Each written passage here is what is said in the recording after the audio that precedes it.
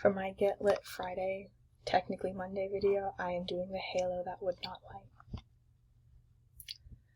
Then, after many years, the raptured beak lets loose of you.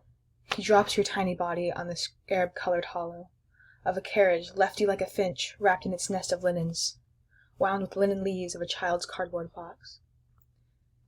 Tonight, the wind is hover hunting as the leather seats of swings go back and forth, and no one is with them, as certain and invisible as red scarves silking endlessly from a magician's hollow hat, and the spectacular catastrophe of your endless childhood is done.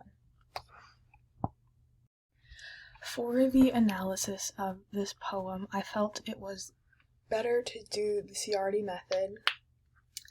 I would say the tone, like the overall tone of this is sorrowful and like mourning the loss of this terrible childhood, and what the whole thing is about is this terrible childhood, because of your endless childhood is done. It's something tragic, the halo that would not light. It's ironic. Usually they light up, have some positive connotations.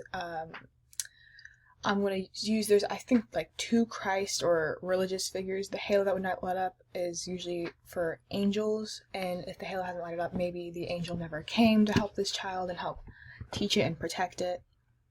And that's starting with the title of it. But then the other like Christ figure that was here was like the wrapped in its nest of linens, wound with linen bent leaves in a child's cardboard box, because this is exactly like what Christ was as a child. I'm not exactly sure how these two are connected and what they mean for the rest of the poem, but I felt it was worth pointing those out. Whoever is speaking directly to this person, directly to this child who has lost their childhood. The speaker is, like I said, sorrowful and mourning the loss of this. They empathize and I would almost say like felt bad of the things that happened.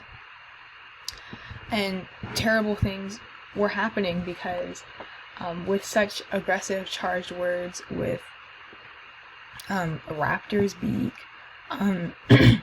dropping your tiny body, it's like it's such like a harsh image that can be created, and it helps grabs the audience's attention, the reader's attention, and it helps be like, hey, these terrible things right in the first thing that you see, bam, smack down there, these terrible things have happened to this child. And it starts out aggressive like that, and then moves on into the images, like the imageries of a child, and just the innocence here. But this first part right here could symbolize the loss of innocence, because like he lets loose of you, dropping your tiny body in the scabbard colored hollow of a carriage left you like a finch. It's with finches, I'm pretty sure that their parents just leave after a certain while, and they're not like a communal type of bird, and it can symbolize the loss of innocence and the harsh realities finally dawning on you, being dropped into the real world all of a sudden, and not having anyone there with you, not having anyone to help protect you or teach you anything that's going on.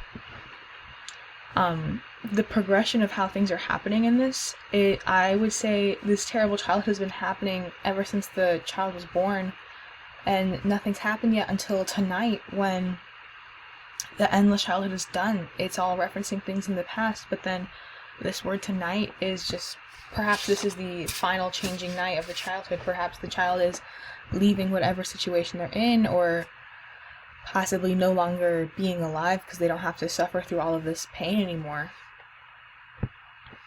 And I would say I can't like 100% relate to this, because obviously I haven't gone through these terrible hardships that are being referenced in the beginning half of this poem, but I feel like I could definitely relate to certain parts of feeling like, well, let me repeat it like this.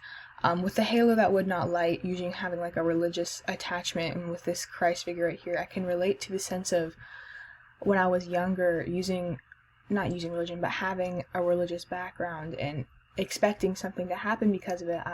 When I was younger, I was like, oh, of course, I am religious. I'll have this angel watching over me, helping me and protecting me. And then suddenly realizing that's not exactly how it works. I never saw any of the benefits that having a guardian angel would have. I felt like it wasn't truly there. It wasn't helping me. It saw me going through the things I was going through and just didn't do anything about it.